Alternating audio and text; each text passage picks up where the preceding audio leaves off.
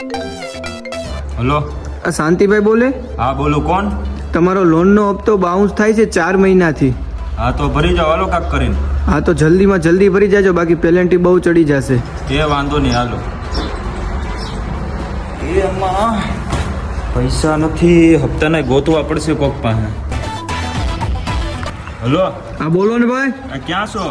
આ ગામમાં છો? પૈસા જોતા હતા વ્યાજે. હા તો કેટલા જોઈશ? અંદાજે 20,000 જેવા જોઈશે. હા તો લેતા હું, હાલો. ઘરે જ છો ને? હા ઘરે છું, હાલ. હાલ આપી જાઓ. એ હા. ઓ શાંતિભાઈ, તમારે કેમ અચાનક વ્યાજે પૈસા લેવા પડ્યા? એટલે મેં લોન લીધી હતી ને, મારા 4 મહિનાના હપ્તા બાઉન્સ થઈ ગયા હતા, એટલે તારે કઈ વ્યાજે લેવા પડ્યા. અરે તમારું ઓળું નામ ને તમે લોન ઉપર પૈસા લીધા હતા? મારે એ તારીખે પૈસા આવવાના હતા ને, એ તારીખે નો આવી ગયા ને, એટલે મારે લોન લેવી પડી. કાંઈ વાંધો નહીં. શાંતિ, તારો ઓલા વ્યાજના પૈસા કરાવી દેવાના છે, વ્યાજ નથી ભરતો તું. હો, હું તો કરાવી દઉં તમને, હાલો. તારે લોન ના હપ્તા બાઉન્સ છે ને, એટલે મેં પૈસા દીધા હતા. તારી પાસે ગીરવી વસ્તુ નથી લીધી, યાદ રાખજે. મને ખબર છે, હું તમને કરાવી દઉં, હાલો. આ તો 5 દીમાં મેળ કરાવ ગમે ત્યાંથી. લોન ભરાઈ ગઈ, પણ ઓલા વ્યાજ વાળાના માથે ચડી ગયા, તો એને જ થયું.